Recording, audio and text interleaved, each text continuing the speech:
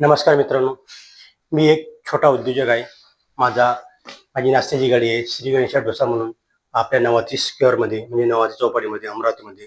तर मी सर्वांना जे नवीन पोरं आहेत किंवा जे मराठी विद्यार्थी आहेत किंवा मराठी जे जे समजा लोक उद्योगात नाही आहे, ते फक्त नोकरीसाठी प्रयत्न करत आहे किंवा आपले खेडेगावात राहून समजा शेती वगैरे करत आहे, तर हे चांगली गोष्ट आहे शेती वगैरे करणे समजा. पण जर कोणी शहरामध्ये किंवा शिक्षणाच्या मागे जर लागत असेल तर माझी अशी इच्छा आहे की सोबत सोबत तुम्ही काहीतरी व्यवसाय करायचा प्रयत्न करा.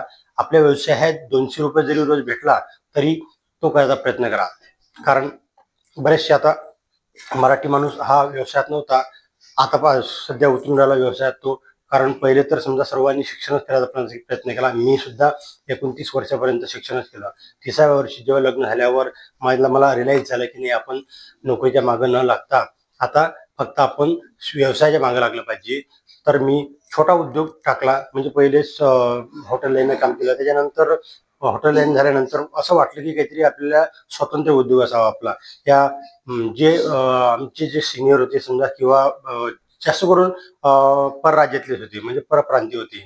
तर मी एकच विचार केला की मला परप्रांतीच्या हाती म्हणजे काम करायचं नाही हाताखाली. तर मी स्वतःचा उद्योग केला चालू.